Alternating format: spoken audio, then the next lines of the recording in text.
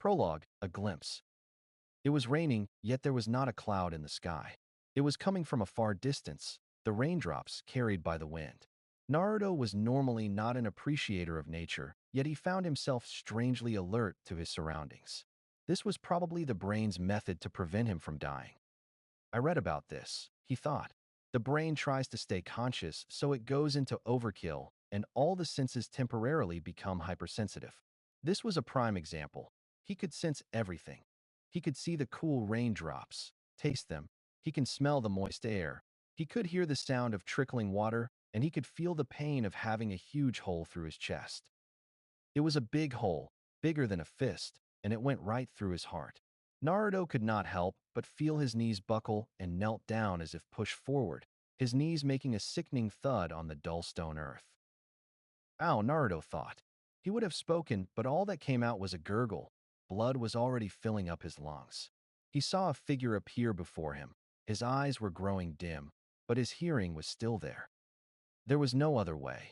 The figure said, it was obviously glaring at Naruto. Your sacrifice will not be in vain, Uzumaki Naruto. I promise. You got any ideas? Naruto indicated his question not to the figure, but rather to himself. Well, to be more precise, Naruto's darker half. The darkness, Naruto's closest companion, and considering his situation, probably his only companion, was strangely silent. It loved to throw in its 2 cents, ridicule Naruto for being weak, wanting to kill people and eat them. It became more of a nuisance rather than an ally, but still it was always there in a pinch. Now Naruto, it is time we depart, dash. The figure closed in on Naruto, its hand raised to grab him. Why, you son of a?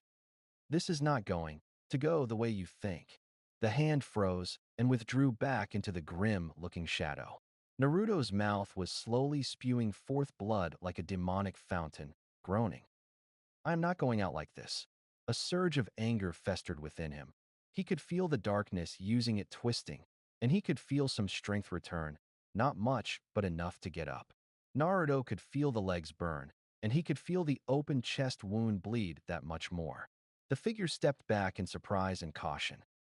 Damn it, I thought I would be able to see better. As a shadow grew in his mind, the ambient noise dwindled away. Don't slap a helping hand away, you useless twat. Naruto breathed in a sigh of relief, but felt an undeniable pain in his lungs. It hurt enough to draw out sweat and tears. I have presented you an opportunity and opening. Do not waste it. The shadow vanished before it would explain itself. Cryptic as ever. Impossible. How could you be standing? The figure took a step back, then another. Don't you see? The odds are against you, Naruto said.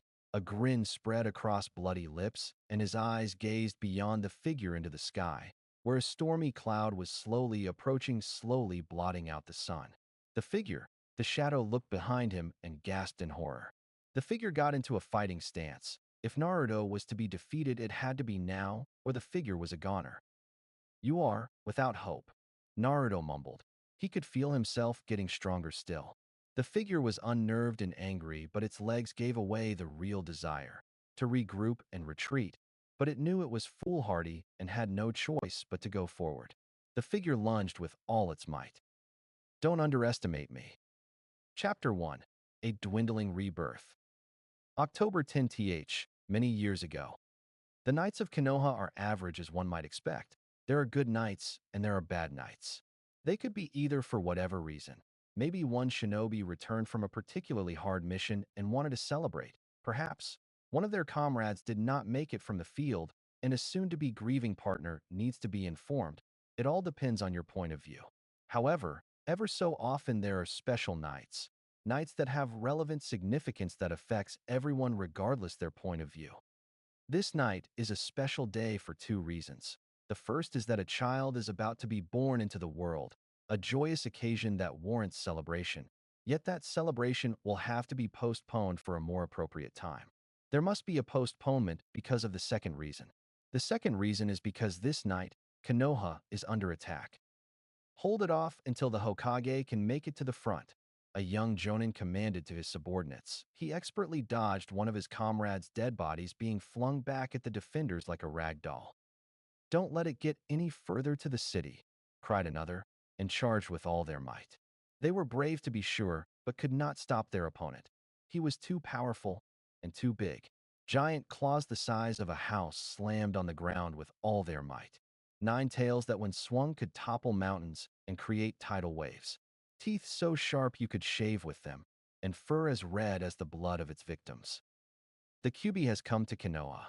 A Jounin wearing the attire of the ANBU with a heavy black overcoat gazed at the monster that towered over them like a skyscraper. God help us all. God, Ibiki, came a gruff voice behind him. Never took you for a religious man. Ibiki turned to see a man walk out from the woods. He wore a long white robe and a hat in a triangular shape with red lining. Ibiki immediately stood upright and bowed. Hokage, you have arrived. Of course, step back. The surrounding party complied, and after a few brief hand seals the Hokage cried, summoning jutsu. A rush of black smoke and a creature rivaling Kyuubi in size appeared. Let's finish this. The Hokage cried. The Kyuubi, noticing a prospective challenge, snarled with a combination of rage and amusement. The rest, as you know, is history. Far away from the front lines, word reached the Konoha hospital that the Kyuubi was down for the count. That was convenient as the hospital was at full capacity. Although there were a lot of people that were critical, it could have been much worse, and the doctors knew it. Excellent. Now we can work without fear of more injured. A doctor gasped in relief. The triage floor was practically at full capacity. Yes, now shall W. What the hell was that? The doctor looked at his assistant with curious eyes. Hear what? However he heard it too, everyone on the triage floor could hear it. It was a scream. Though that was not unnatural considering the circumstances of the attack, the fact that it sounded like someone was strangling a cat, scratching nails on chalkboard.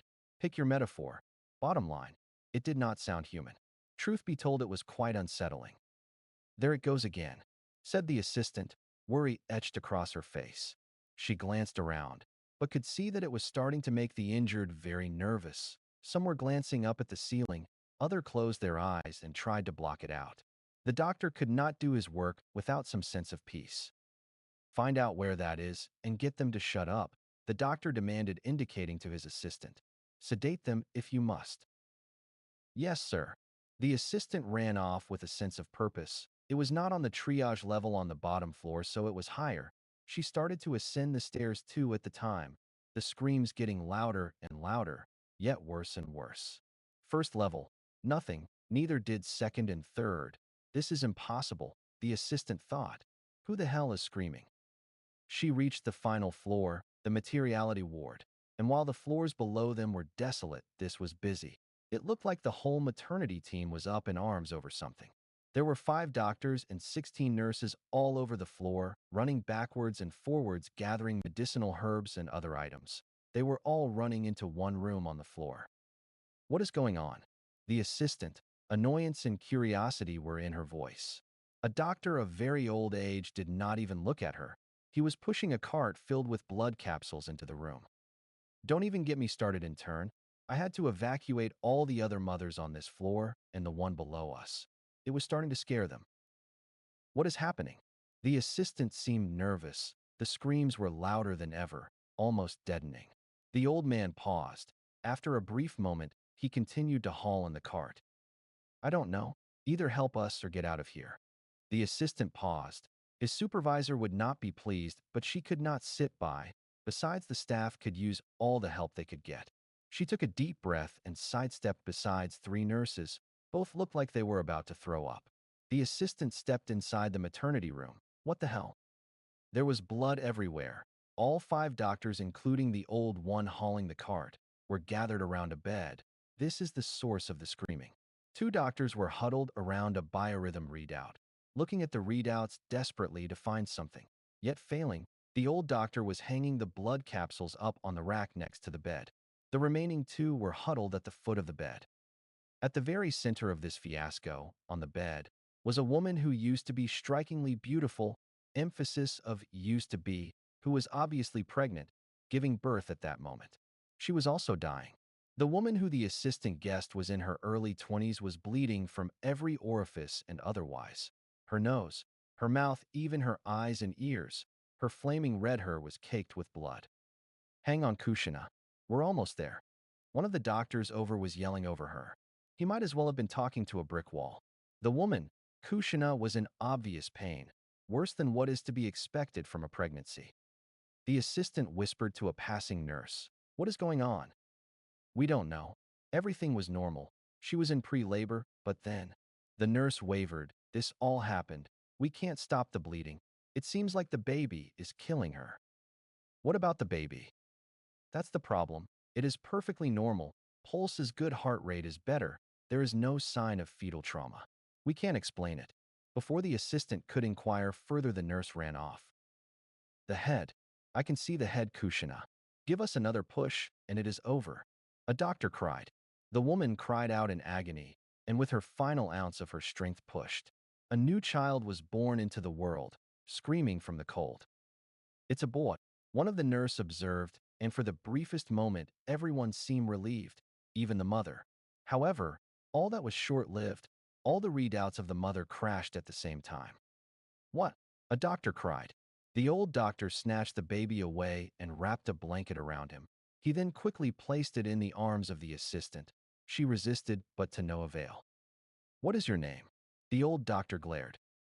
"Mimiki," answered the assistant. "Mimiki, hold him.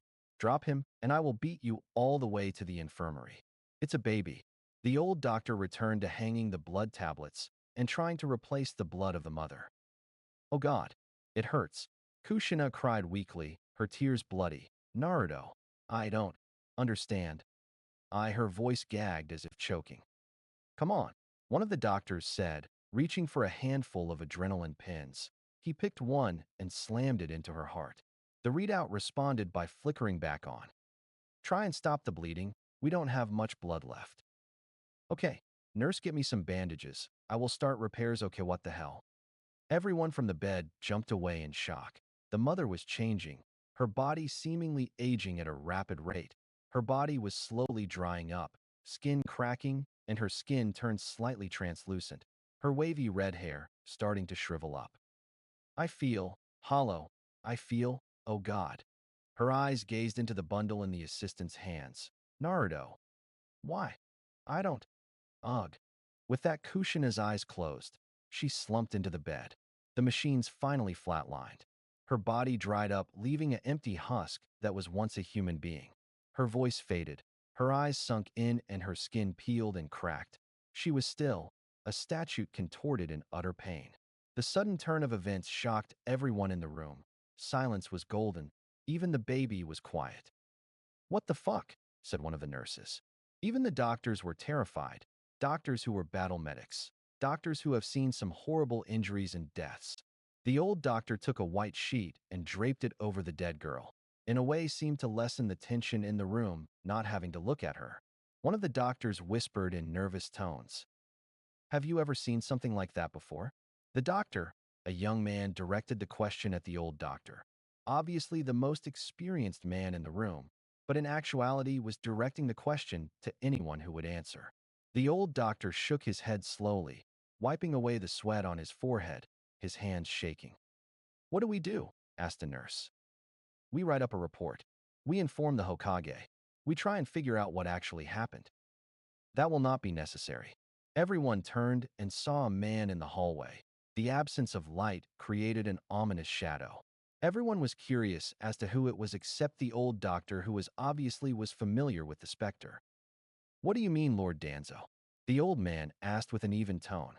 The specter slowly hobbled forwards into the brightly lit operating room. The man known as Danzo looked almost crippled.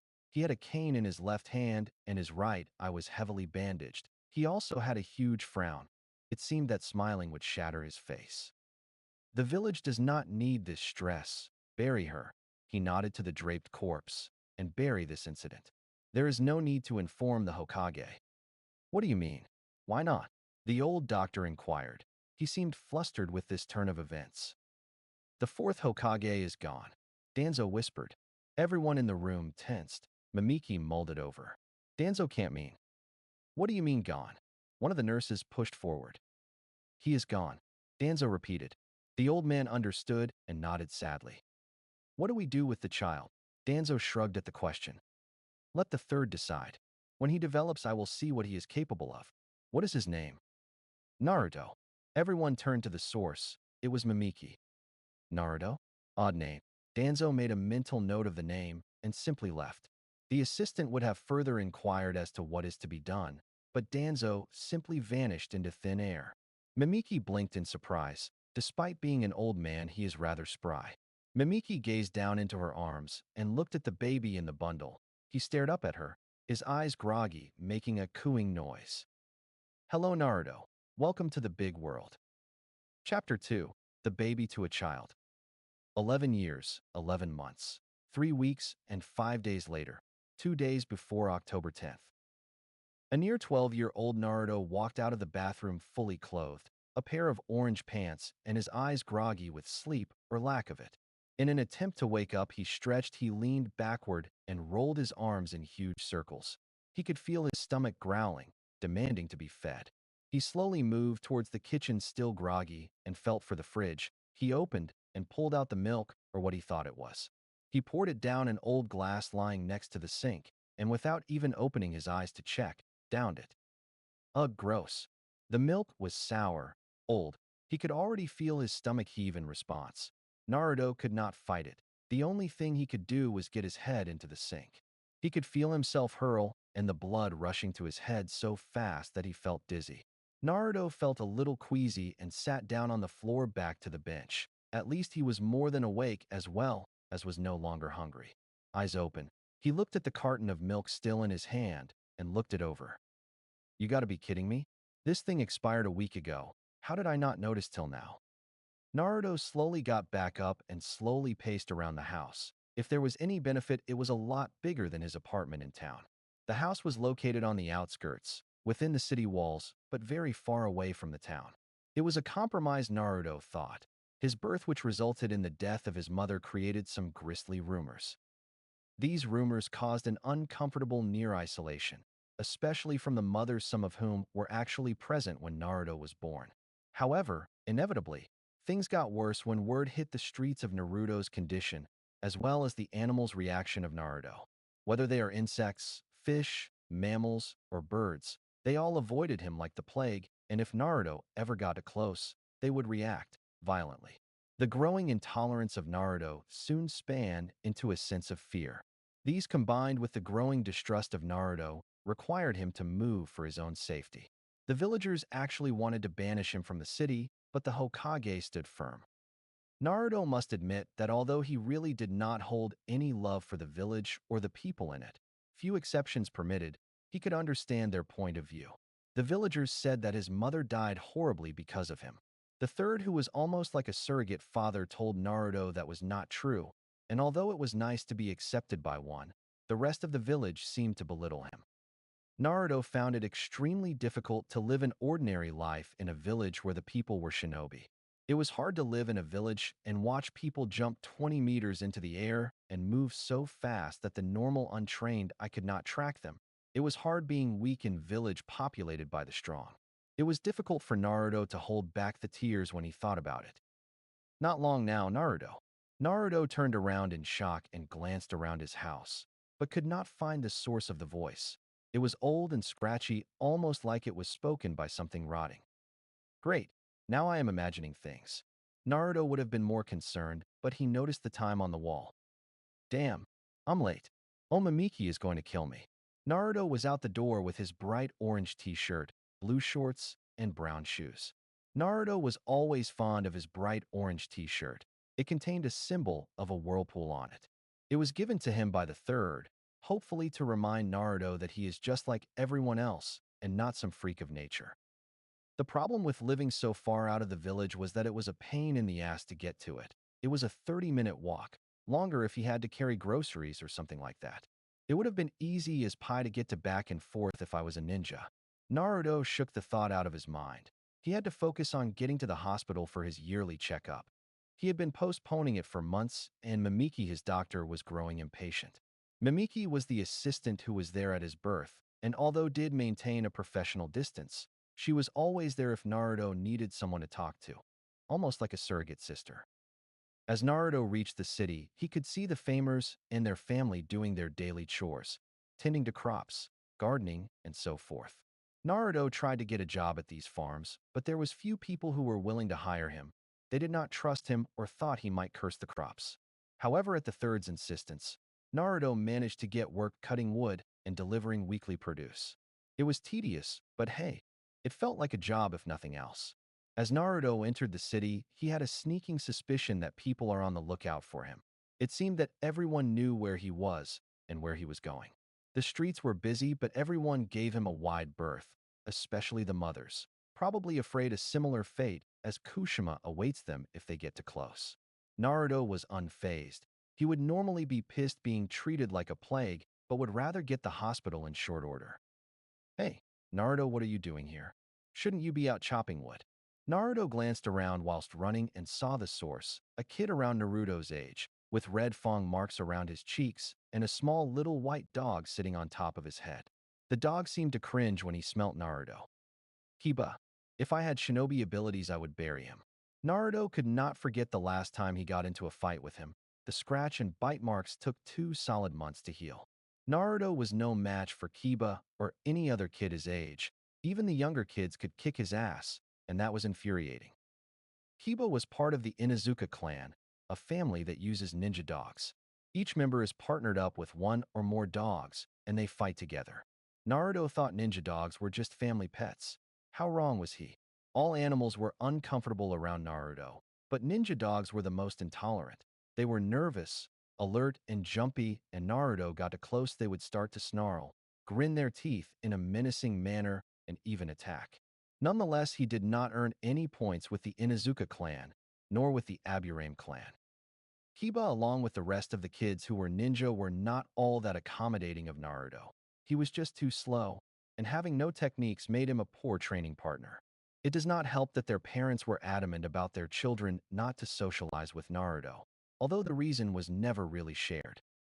Before Naruto knew it, he was at the hospital. He walked up past the reception and up to the second floor of the hospital. He saw the relevant door and slowly knocked on it twice. Come in.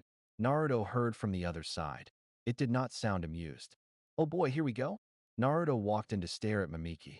She stood there, arms crossed, her eyebrows furrowed. You're late, by 20 minutes. Yeah, sorry I dash. Naruto stood there sheepishly. Whatever are we going to do with you? Mimiki sighed. Sit down and take your shirt off. Naruto sat on the bench and complied.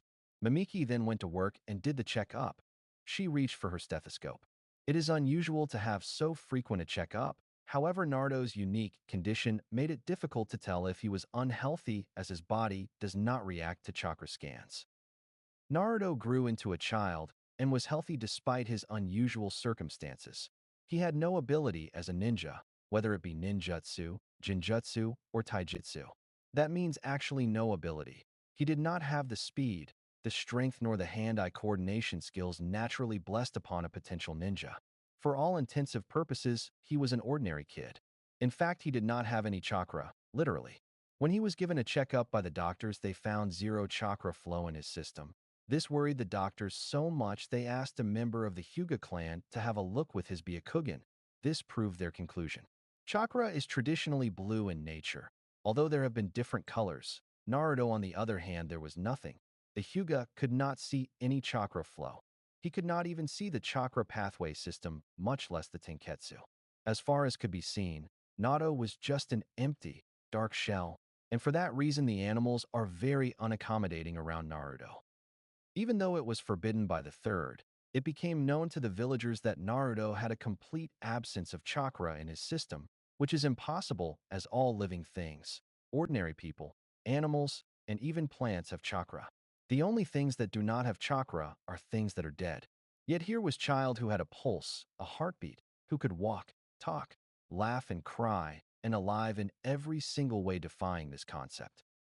In order to combat this, Mimiki resorted to rather older and cruder methods, drawing blood, measuring heart rate, weight, height, and so on. It was also done to understand his condition, maybe even find a cure. However, Mimiki was no closer to finding out Naruto's problem than when she first met him in the maternity ward. Heart rate is good, so is height and weight. Now we need blood. Naruto winced when he heard this. He just hated needles. The frown did not go unnoticed by Mimiki. Quick, you're frowning, and suck it up. She gave firm tone, yet Naruto felt comfortable because of it. She wrapped a strap tightly around Naruto's arm. Once she found the vein, he gently slid the needle it.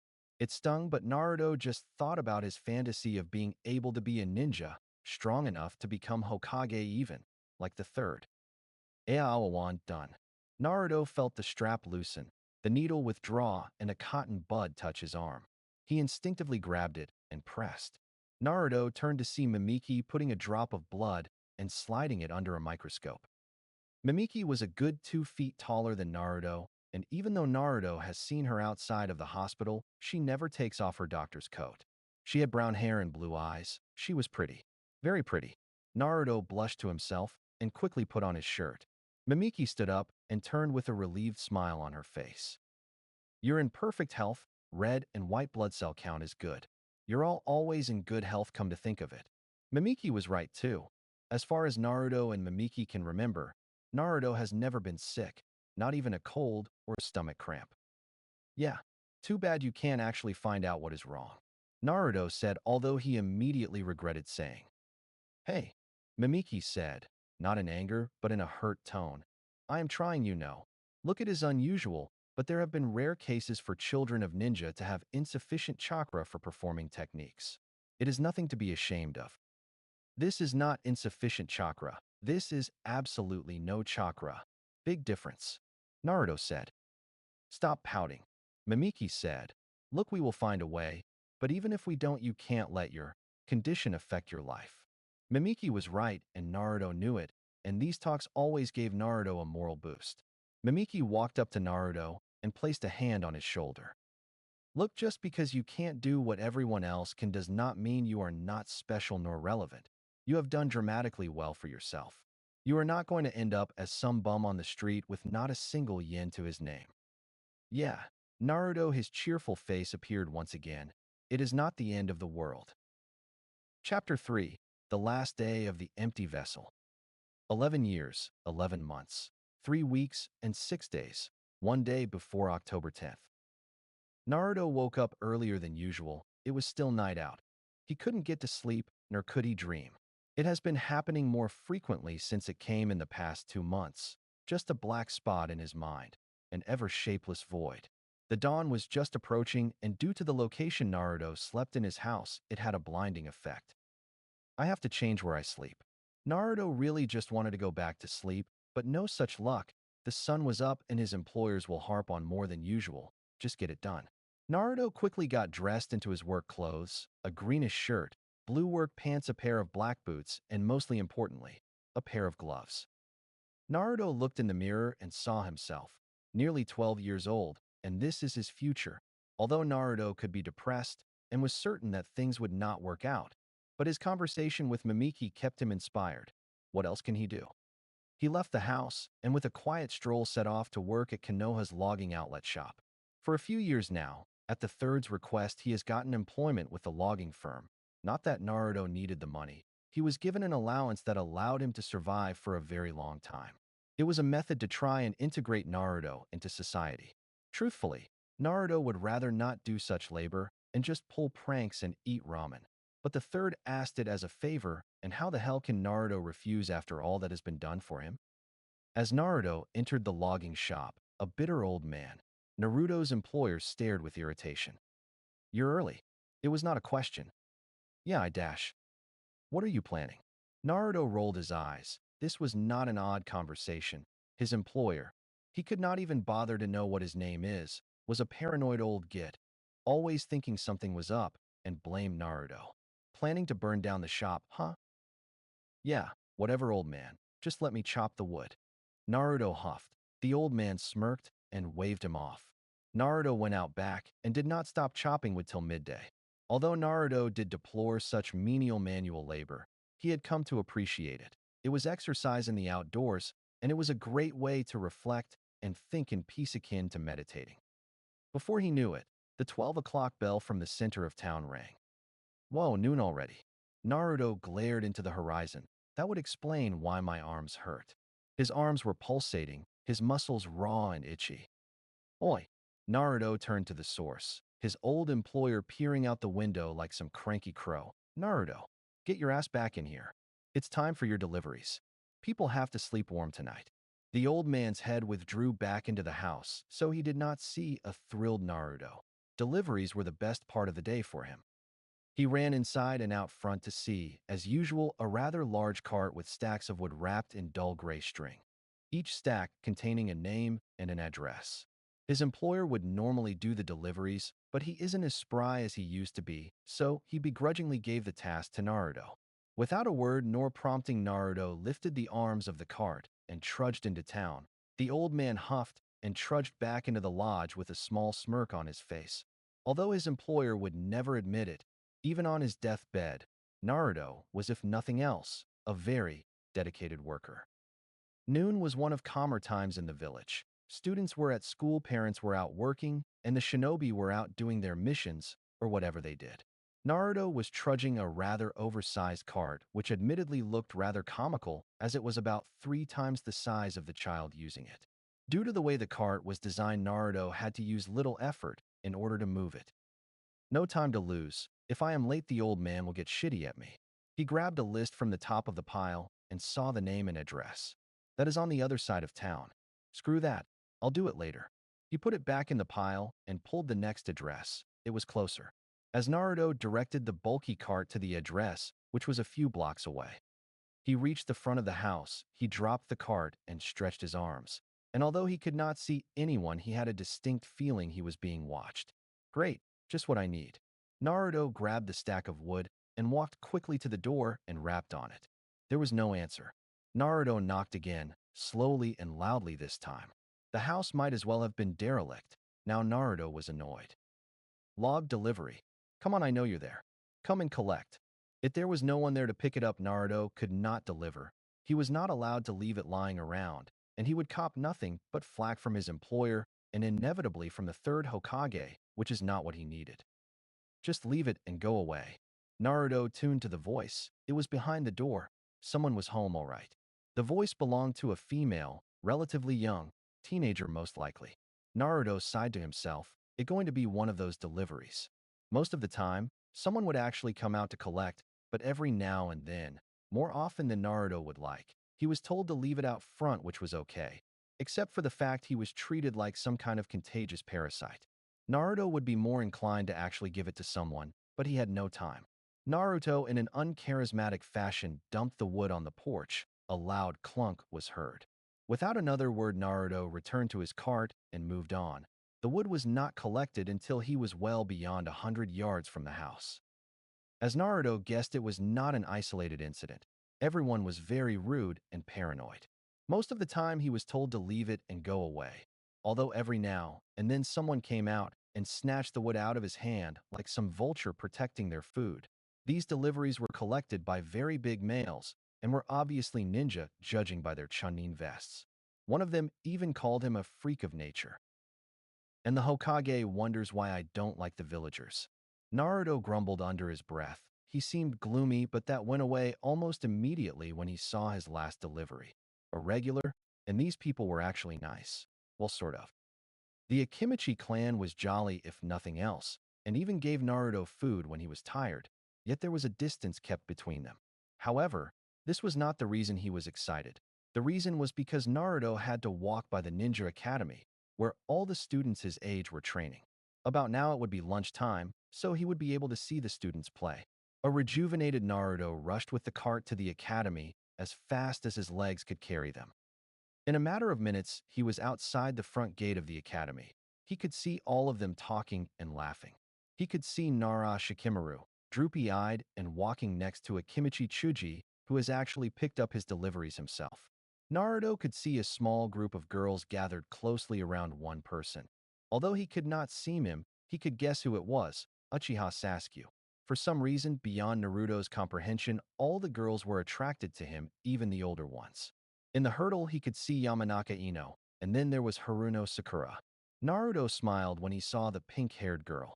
For a while now, he has a crush on her, and was actually tempted to ask her out. He glanced up at the sun and realized that it was well past 1 o'clock. All right, Naruto, he thought. Enough daydreaming and get back to work. Tomorrow you will ask her out. Kiba was hiding in one of the trees relatively close to the gate. Akamaru started to really freak out and climbed into his jacket. There were only a few circumstances when Akamaru was scared as he was.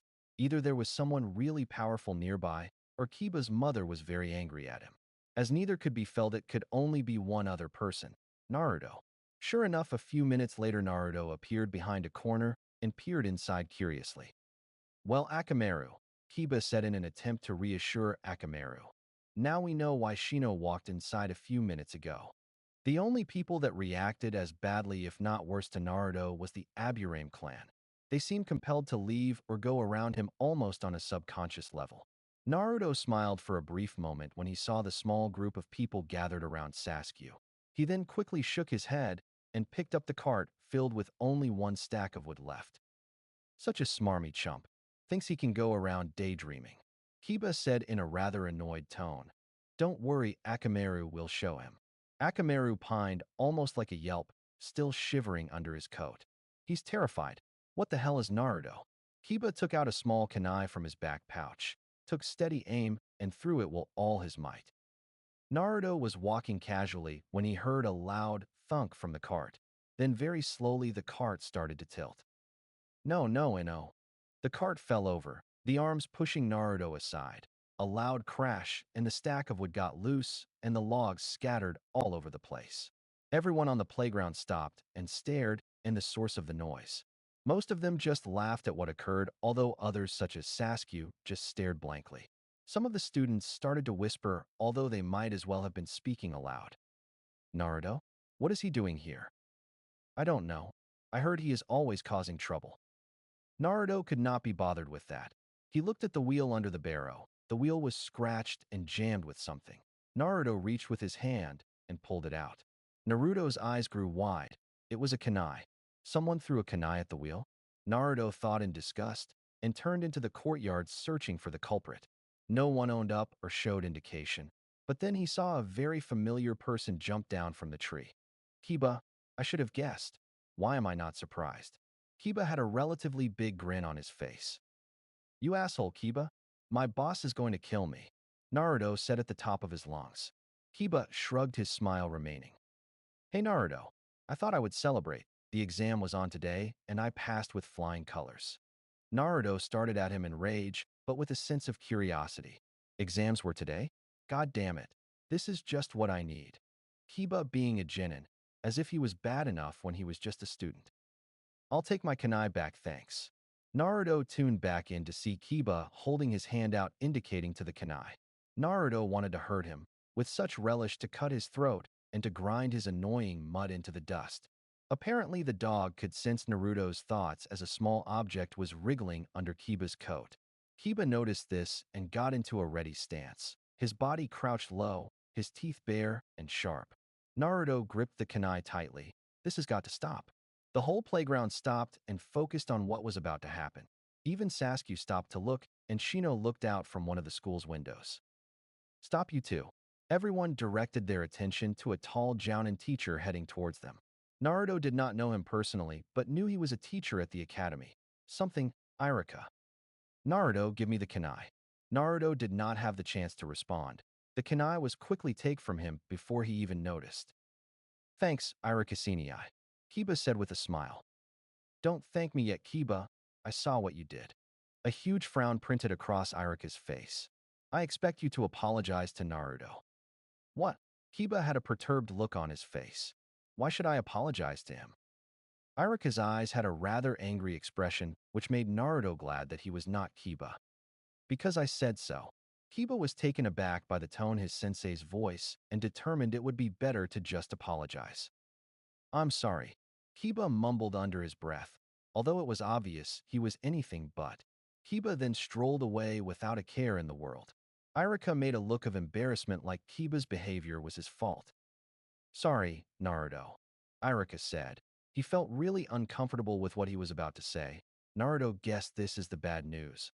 "I know you come around here almost every day, and every day you are picked on. I know this is difficult, but..."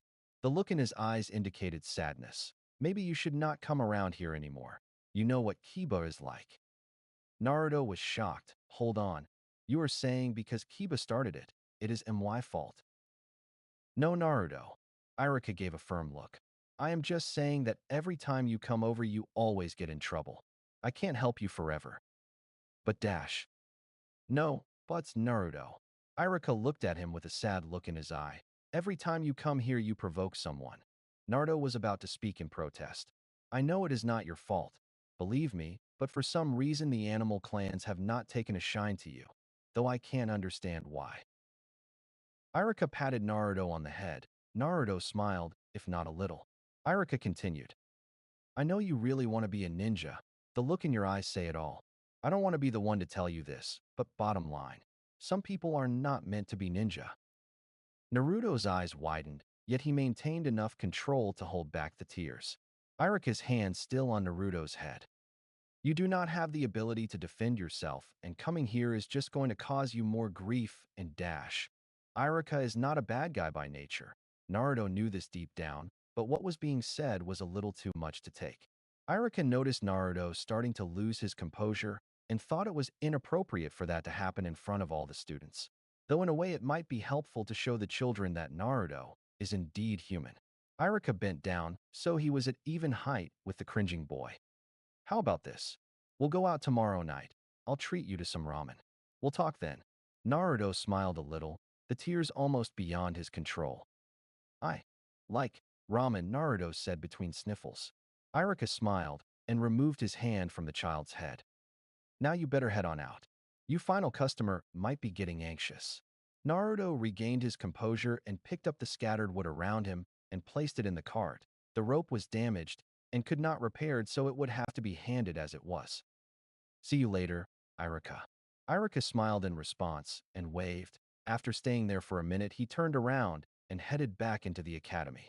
Poor kid, Iruka thought. It's not fair how he's treated no matter what he is. Naruto was on his way to his last delivery. He felt rejuvenated. It was nice to be treated to ramen. It was even more so to be treated by decently as a human being.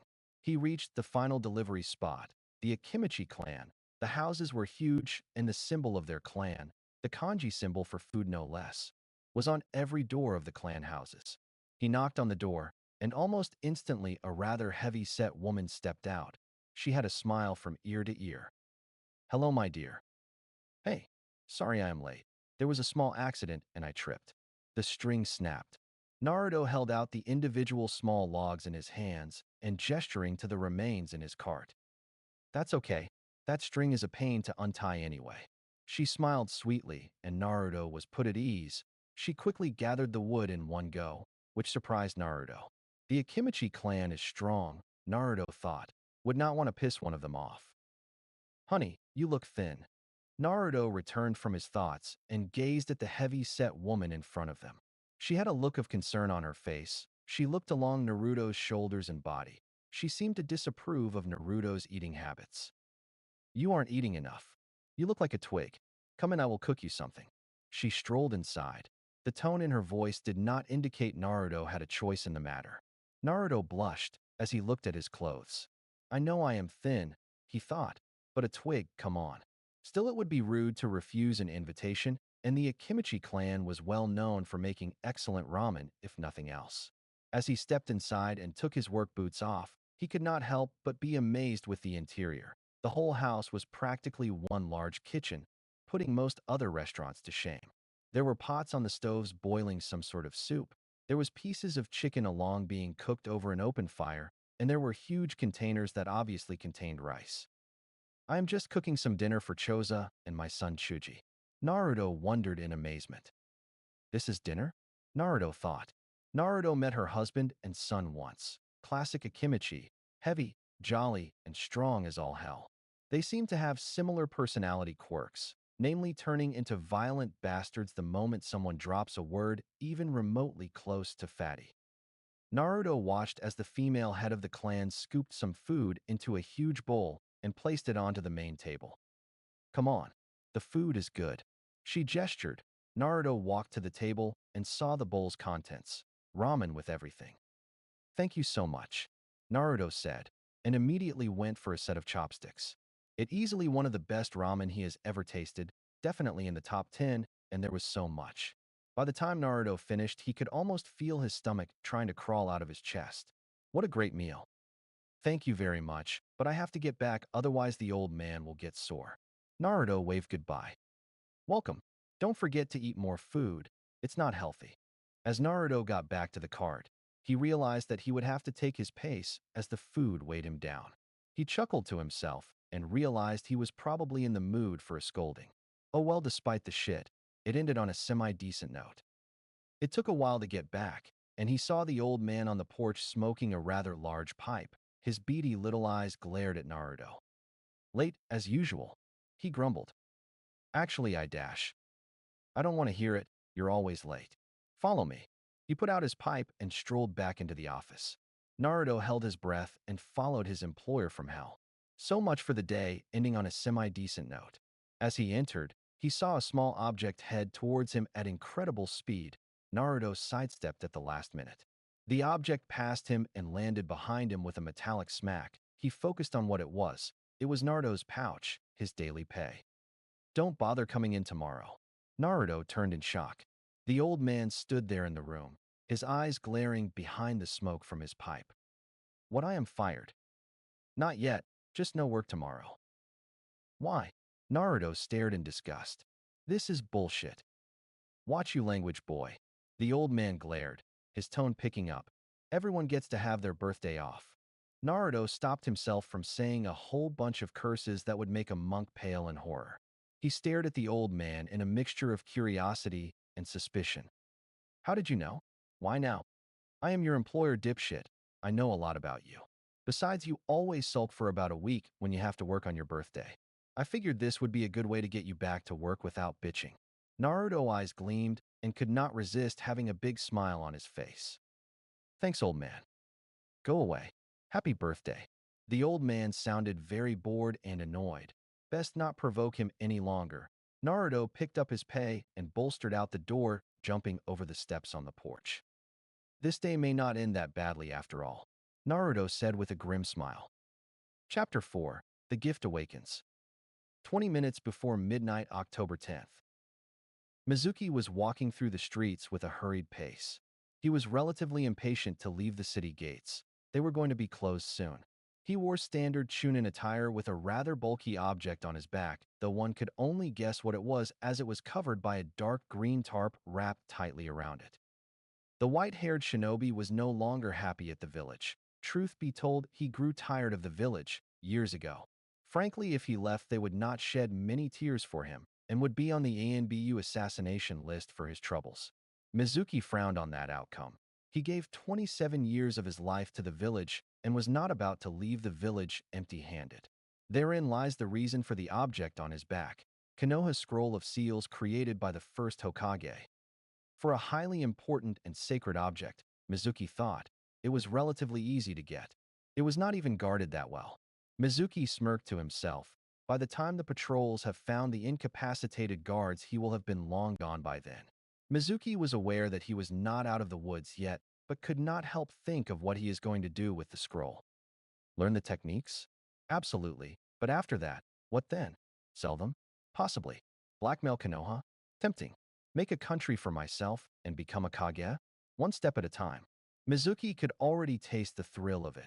The prospect of getting what is finally owed after so long, after being cheated by everyone. Glory, here I come. He whispered to himself. He could see the gates, 400 meters away and counting. Soon I'll be FR. Close the gates. Close the gates now. Mizuki spun around. A group of shinobi was heading in his direction. Mizuki could not fathom how they found out so quickly. Worry about that later. He had to fight his way out. Mizuki slowly readied his kunai under his sleeve. To his shock, the ninja did not engage, but ran past him. 17 minutes before midnight, October 10th. Naruto walked out of the bathroom in his pajamas and wearing an orange floppy hat with a childish drawing of a bear at its base. Naruto's mouth opened and gave a huge yawn and stretched his whole body. Normally, he would have gone to bed hours ago, but his lack of obligations tomorrow left Naruto free to do whatever he wanted. I might sleep in late tomorrow, then go to pick up something for myself like a cake, then I'll dash. Naruto's train of thought was broken when he realized that he had no one to celebrate with. He did not know the Akimichi clan nor Irika well enough to just forcibly enter their life. And the third is so busy that he has very little time for anybody, much less Naruto. Ah, come on, Naruto mumbled. Did his mind really have to remind him of this now? Naruto trudged over to his bed like a tortoise, his good mood vaporized. He trundled past his kitchen and living room towards bed. However, the lights above him temporarily flickered out. Naruto looked up at the lights and saw the bulbs flickering, not just the one above him, but the entire house, even the toilet and bathroom. 16 minutes before midnight, October 10th. What the hell is going on? He said aloud. The ninja did not even slow down. Someone has stolen the scroll of seals. We are in lockdown. Come on, Mizuki, we need to find the thief. The ninja sped to the gates and told the guards to lock up immediately. Mizuki could see his exit point close up drastically, but he could not panic. They have not discovered him yet, though it will be a matter of time. Got to find another exit. He jumped up to a nearby house and looked around for another exit. One by one, the gates slowly shut. Crap, where do I go? Where do I go? Mizuki knew that he could not go through the walls. That was just suicide. And he cannot just quietly leave it nearby to be found, otherwise it will be locked up forever. Besides, there was still no guarantee he would not be suspected, and Mizuki knew he would not last 3 minutes before Ibiki. There is always an exit, Mizuki thought. Just got to find. Mizuki's eyes focused on a small hill at the edge of the village near the walls. There. It was not very well maintained or guarded, and it was only inhabited by the freak of nature Naruto. The perfect exit, Mizuki thought, and some people will not go anywhere near that place. I am going to check with the Hokage. You guys take the northern gates. Mizuki ordered the small group of ninja. Yes, sir, they said in unison and vanished into thin air. Mizuki smiled to himself and bolted over the rooftops to the abandoned hill. By the time they know it was Mizuki, he will be gone, and Naruto should offer no resistance, though it would be better not to leave any potential witnesses. Better to just kill him. What do you know?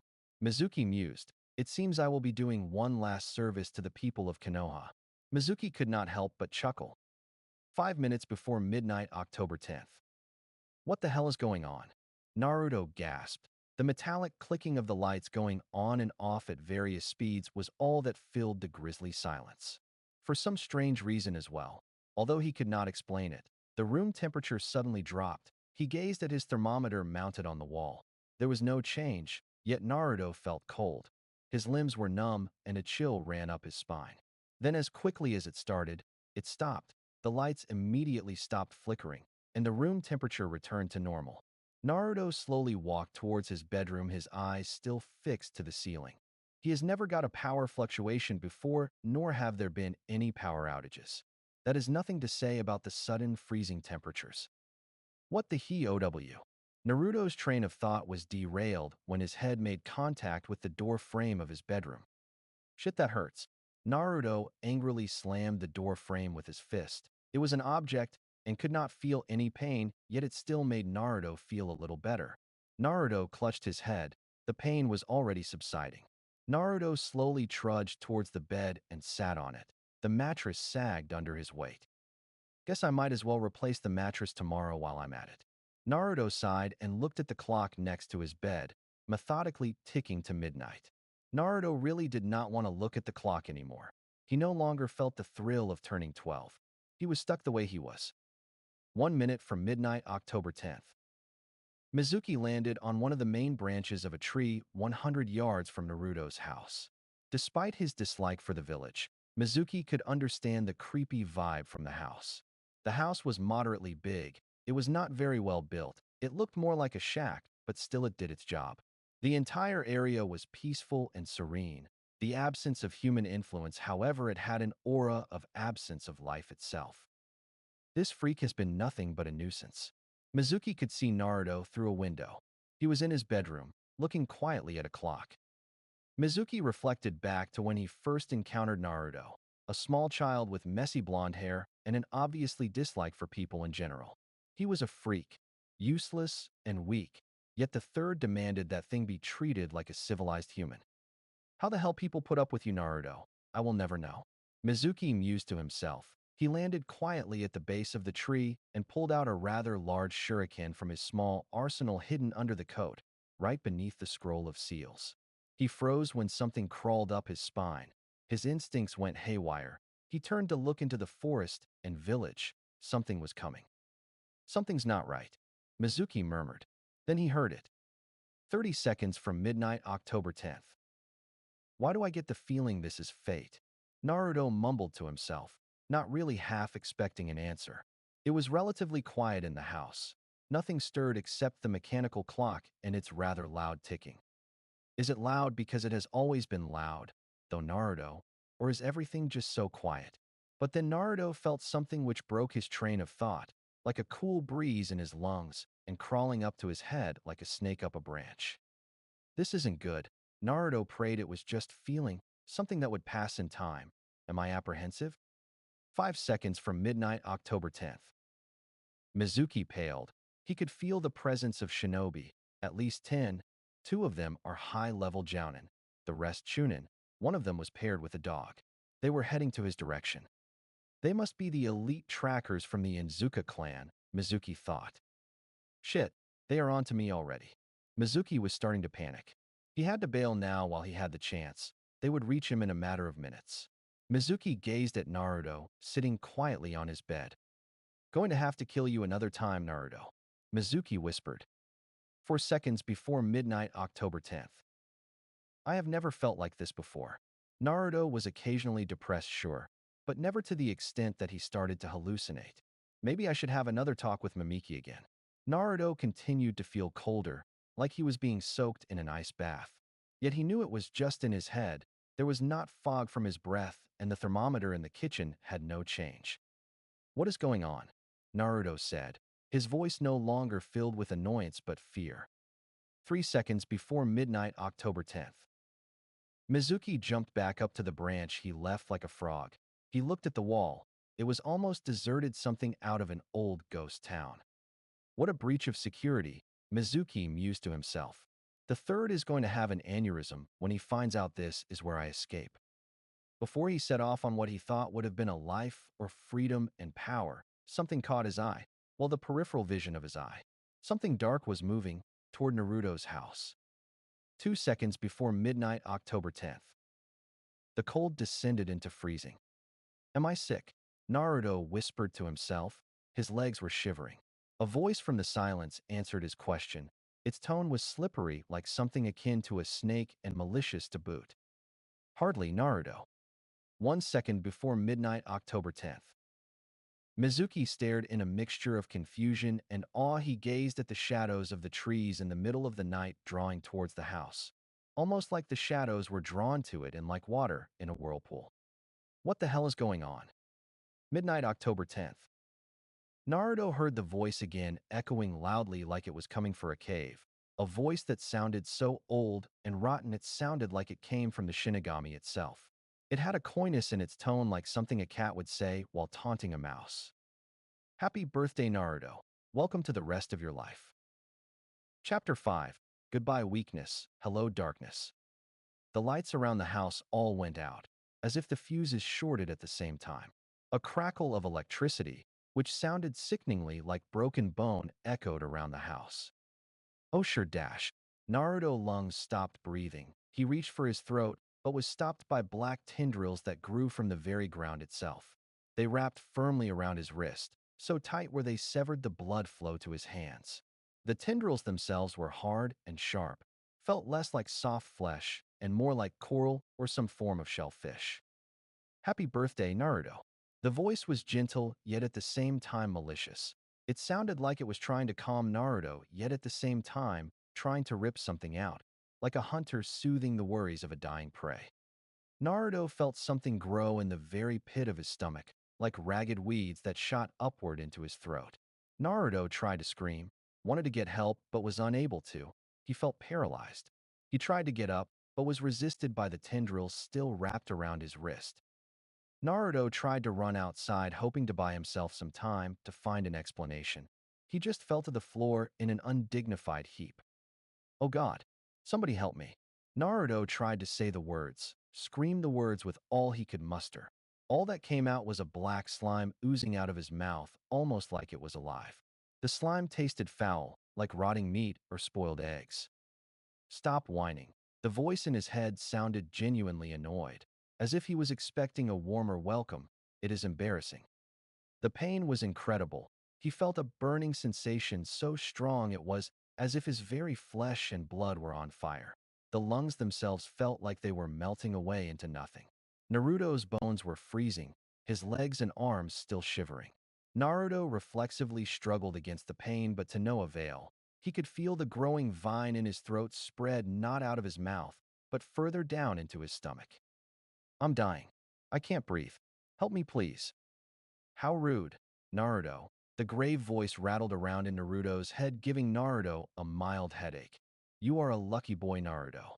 The coyness in its voice was so potent you could taste it. Naruto cried.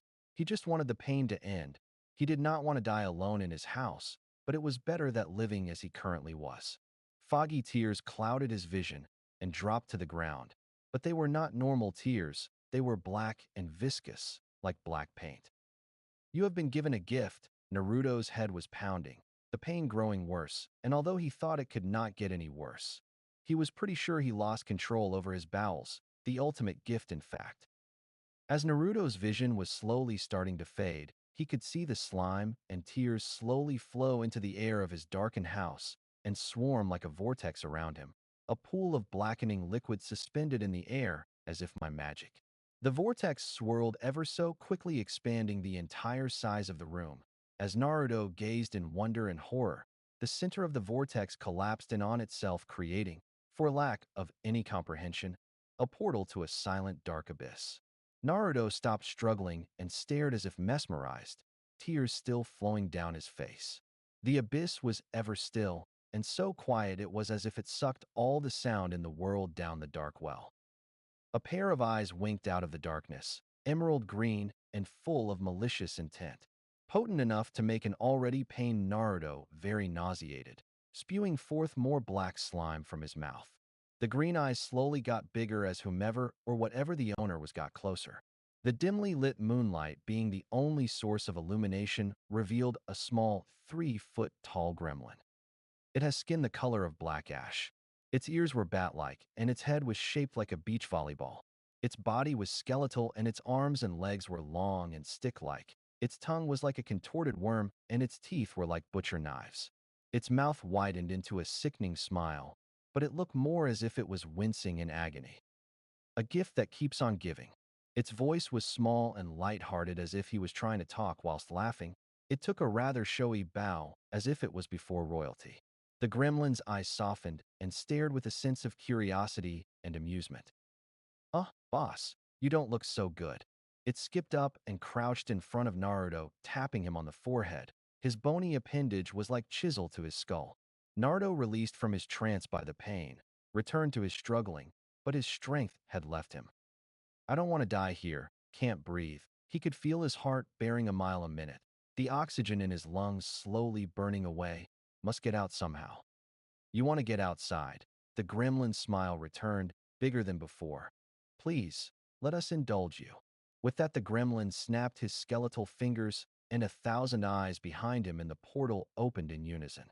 Naruto had no chance to react before he was swarmed by the shadows.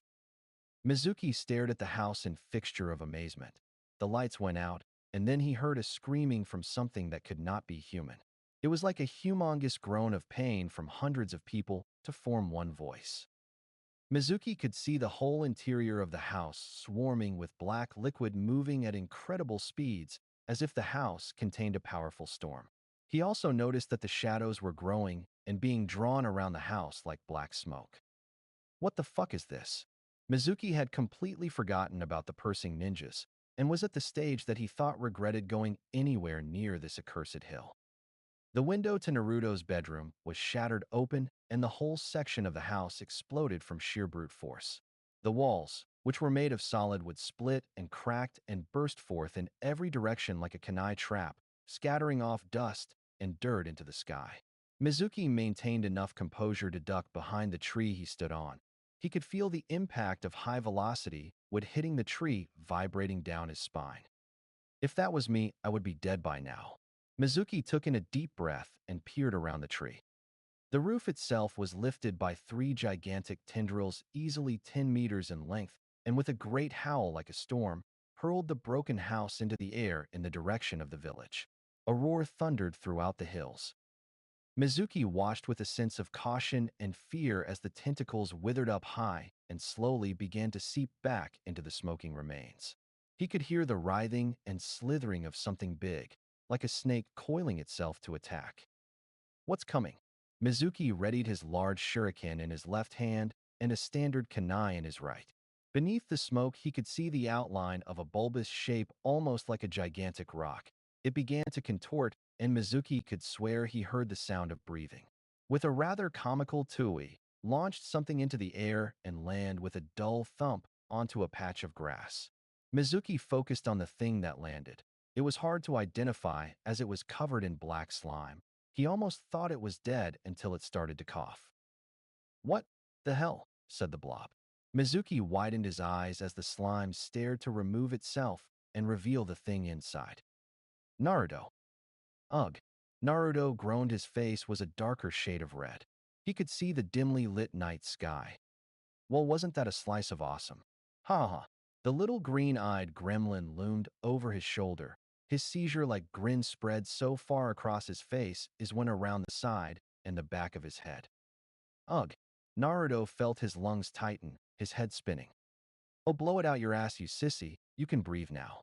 The gremlin delivered a rather audible slap to the back, causing Naruto to exhale with force. Black slime was spraying out of his mouth. Naruto could hold on and took in breath. "I can breathe. Holy crap, I'm alive." Naruto cried out in joy. "Yes, yes, yes." Naruto immediately sat up and began to stretch. However, he felt something squishy underneath him. He looked at his pajamas and groaned.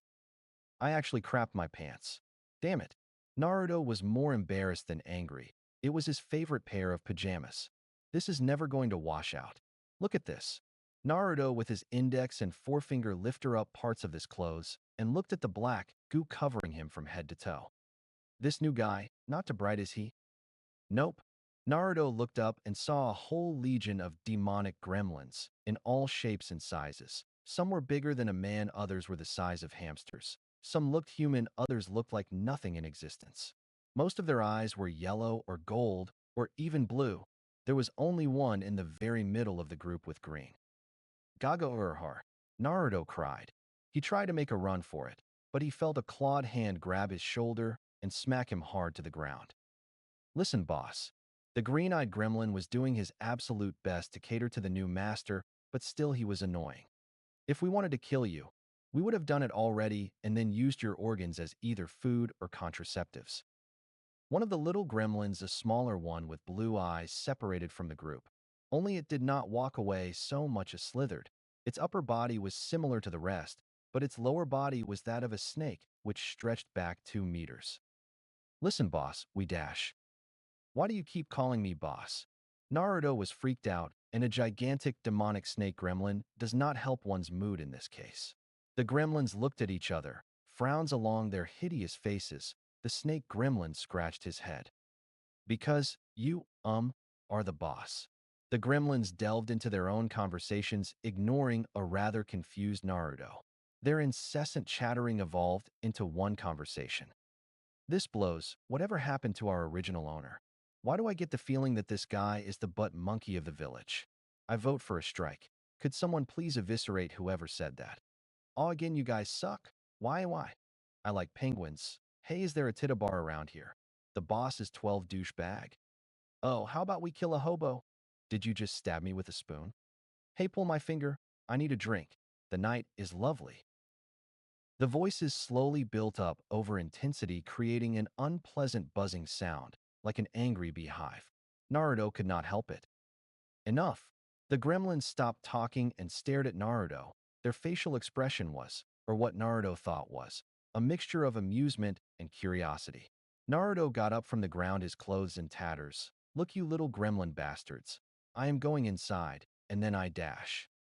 "Hey, we are not gremlins, all right." The green-eyed gremlin took charge again. It quickly scurried onto the top of a very annoyed creature the size of Naruto. We are called Darklings. With a capital D. All the now Darklings cheered in agreement. One quickly constructed a sign out of nearby wood that said "Gremlins suck" in badly scrawled yellow writing. Darklings, Naruto said in confusion. Yes, the green-eyed Darkling said with a snap of his fingers, and I am Frutz. Frutz took another bow similar to when he first crawled out of the portal. We are here. Frutz gestured to the Darklings around them. All of them put on their best smile for their new master. To serve you. A long index finger pointed squarely at Naruto's chest. How did you get here? Naruto was still terrified, yet at the same time curious. The Darklings chuckled amongst themselves. You brought us here, Naruto. Me? Naruto mumbled. The blue-eyed Darkling with the snake-like body wrapped itself around a tree behind the other demonic creatures spoke up. No, the guy behind you who is also called Naruto. Naruto may be in shock, but he was no stranger to sarcasm. Before Naruto could say anything, Frutz interjected. Hey, shut up, Galbrick. The blue-eyed Darkling called Galbrick huffed in protest. Frutz turned, his super-wide grin plastered across his face.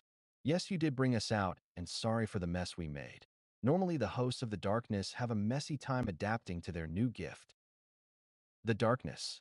Naruto's gaze shifted from Galbrick back to Frutz. What the hell is the darkness? A few of the Darklings chuckled to themselves, Frutz included. The Darklings started to gather around Naruto. In fact, he could almost swear there were more of them, but they were moving and slithering amongst themselves in such a fashion it was hard to track them individually. We could spend months pondering that, Frutz mused. It is that voice in your head that we know you can hear. It is the source of your power and our existence. We are part of it, just as much a part of it as you are. Naruto heard the words and they registered with his mind. But this still didn't make sense. Something was missing. His gut was sure of it. What does that make me? A monster. I knew it. Naruto spun quickly around to see a tall man with white hair. He was young and very familiar. Mizuki. Naruto remembered the man who despised him the most. Mizuki ticked all the boxes and gave the impression of a very good teacher, but the look that Mizuki gave him when he went to the store for groceries or when he stopped at the academy said it all. Naruto's gaze could not help but look towards the rather large shuriken in his hand, which was gripped so firmly Mizuki's knuckles turned white. Don't worry about him, Naruto, Frutz replied. His smile grew to a grin. Razor-sharp teeth gleamed in the moonlight. You don't have to worry about anything anymore. You got us for that. Ha ha ha. The Darklings were starting to shift around Naruto and his partially demolished house. If Naruto had any doubts about there being more Darklings, those were completely obliterated. There were easily more than 100, a lot more than the small handful of Darklings he first encountered. Where the hell are they coming from? Naruto thought. I can't see a portal. Although the notable increase in amount of Darklings was apparent to Naruto, Mizuki seemed totally unaware that or he was just being ignorant. I was going to leave this village, but now that you have seen me, you have to die here. You know you could have just slipped away when you had the chance, you retard. One of the Darklings cried. It looked like a gigantic crab the size of a rather large child. The Darklings started to laugh and mutter amongst themselves. Obviously, Naruto thought, shaking his head with worry. This was some sort of big joke to them. What the hell is wrong with this guy? Inferiority complex for the win. Look at his forehead protector. Where's this place? This is Konoha? That place sucks. Bunch of hippies. Hippies are people too. I want my mommy. I want to eat your mommy. Bow chicka bow wow. Ooh ah ting tang. Walla walla bing bang. Naruto was about to tell them to shut up, but Mizuki beat him to the punch. You demons. Silence. You shall go back to hell when your master dies. Wait. Naruto jumped. What? Mizuki hurled his shuriken with a cry of triumph. It was so fast, he could not even see until it was within a centimeter of his face. Oh God. Yet the blow did not come. The shuriken just hung there suspended dead in its tracks. What? Naruto gibbered. A centimeter away from death would shake anybody up, especially if they were having a day like Naruto's. Naruto stared at the immobile shuriken, trying to unearth its secret. His eyes gazed to the very tip of the shuriken, and saw what halted the flying chunk of metal. A small clawed hand held the tip of the shuriken between its thumb and forefinger. The hand's owner was the green-eyed Frutz. I told you, Naruto. Frutz removed the shuriken away from Naruto's face and looked at it as if inspecting its creation. He was not impressed. In fact, he looked and sounded rather bored. You have nothing to worry about anymore. He took a tip of the shuriken and with careful administration, used it a toothpick for his teeth. What the hell? Mizuki just stood at the branch of the tree in horror.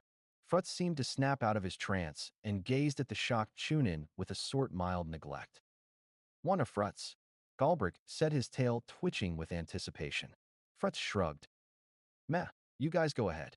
Frutz returned to picking his teeth. The Darklings all cheered and rushed towards the rather screwed, traitorous Chunin. One of the Darklings yelled with a sense of nostalgia. It has been a long time since I had Konoha Ninja for dinner.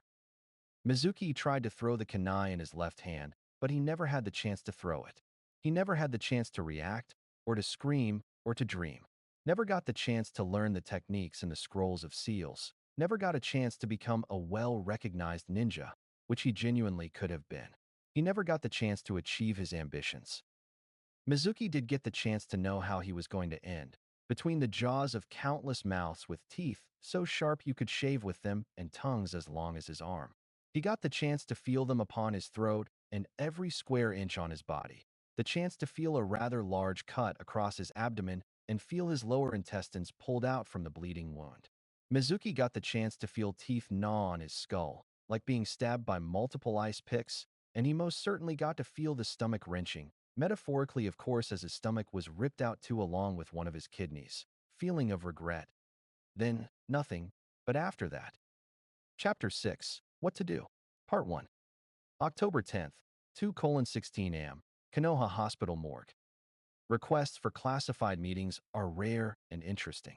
Such meetings called by Inuzuka Tsum and several other high-ranking ninja would perk anyone's interest. And considering that the members who called the meetings are professional veterans, they know that calling such a meeting can only be requested at the most critical of times. The locations of the meeting usually take place in a room with so many anti-infiltration jutsus that not even a fly can enter without someone knowing about it. This one took place in the morgue, which was just downright creepy and got even a rather cranky Hokage interested in the contents of the meeting. The morgue was well lit and vast. The somber thought of so many dead shinobi lying in morgue vaults was not lost to anyone. In fact, some of the Jounin actually take their students here in the attempt to force them to come to terms with reality, that acting sloppy will lead to one's doom. It is a sad truth, but truth nonetheless. The meeting consisted of the third himself and his two advisors and former comrades Mitokado Hamura and Yuditane Kohu, Inuzuka Tsum, Shirinui Gunma, and the rather quiet Yamano Irika. They were all quietly crowded around a morgue table looking at the contents that lay on it. Is this all that remained? The third Hokage had seen it all, but looking at a severed hand, a bloody pancreas, a set of kunai, and one overly large shuriken just made no sense. Yes, Sum said, her voice somber, her face slightly pale. Even the most veteran of the Jounin were shaken. The third was hesitant. This was obviously something bad. We located Mizuki and pursued him. And when we got there, it looked like something right out of a war zone. Sandium-sama, Gunma said, his Senbon needle no longer in his mouth. I have been in the field for over a decade, and I have never seen anything like that in my entire life. Those things. He trailed off as if in a distant memory. The third nodded. The preliminary reports from the ANBU were vague at best, but statements like a powerful ninjutsu was required to decimate the surrounding the area, as well as the remains of Mizuki were minimal, engagement determined to have been a matter of seconds, tend to stick out. The third has been around for a while, and he knew that when ANBU used the word engagement, that did not mean conflict or fight, but rather one-sided no-holds-barred massacre. And if the third had been correct in what he heard, this had all been done by Uzumaki Naruto. Mizuki may have been a traitor, but he was still a Chunin, perhaps even low to mid-level Jounin judging from his preliminary reports. One cannot just swat him like a fly without breaking a sweat unless you were a high-level Jounin or a Kage-level ninja. And you are positive that Naruto did this? The third likes to keep an open mind. He has nothing against the boy. Truth be told, he actually considered adopting him. Despite the deal that had been dealt to the boy, he always knew how to get by somehow. The third had a hard time believing that the boy he knew for so long would, much less could, pull something as big as taking down a Chunin by himself. This is ridiculous. Why are we even focusing on this? Everyone turned to the objector. It was Hamura. The third grunted at his advisor's apathy. What is important is the scroll of seals. Is it safe? Gunma nodded in compliance. The scroll is completely safe. It lay on the ground untouched and was returned back to the guards. I don't need to tell you it was a bit of a challenge to get it to safety. Gunma lifted his arm to show the bloody injuries that had been inflicted. Everyone seemed to stare at it like it was a strange creature at some exhibit. Large gaping wounds were around the wrist and elbow. They looked suspiciously like bite marks. Something tried to bite his arm off. The third, curious as ever, what could have done that to a Jounin? While the third thought about it, he noticed that Irika and Sum were all injured as well. Gunma seemed to get away the most unscathed. Sum's Chunin vest was hanging quite literally by threads, most of it torn to pieces. Her pants were tattered and stained with her own blood. Her hair was messed up, and there were 3 small parallel scratches along her face that could barely be seen due to the Red Clan markings along her face, inherent to the Inuzuka clan. Although she maintained or tried to maintain a cavalier attitude, the fact she was shaking like a rookie on her first mission was indicative that she got away by a fluke, and she knew it. Irika took the biggest brunt of the injuries. His forehead protector was scratched to the point where the Konoha symbol was non-existent. The old scar across his face was recently reopened, and a few more added as well, blood slowly dripping from the open wounds along his face. His uniform was practically torn away by talons, Chunin vest and all, and there were shallow bite marks across his entire body. Remind me again why you 3 are not in the infirmary right now, the third mused. We'll be fine. This is important. Gunma smiled and sighed, wrapping the wounds with remnants of his sleeve. The third looked at the other 2 who both nodded in approval, and the third grudgingly allowed them to finish. The third stared at the hand of the obviously dead traitor, Mizuki. It was serene and pasty white, and looked relatively intact, minus bite marks. Although the third Hokage should not feel any sense of remorse, one cannot help but think what kind of pain he went through before he died. So can anyone care to explain what the hell happened? Sum, Gunma and Irika looked at each other, deciding on what to say. Sum slumped and tried her best to make her report loud and clear. She closed her eyes and took in a deep breath. There were 10 of us. She began.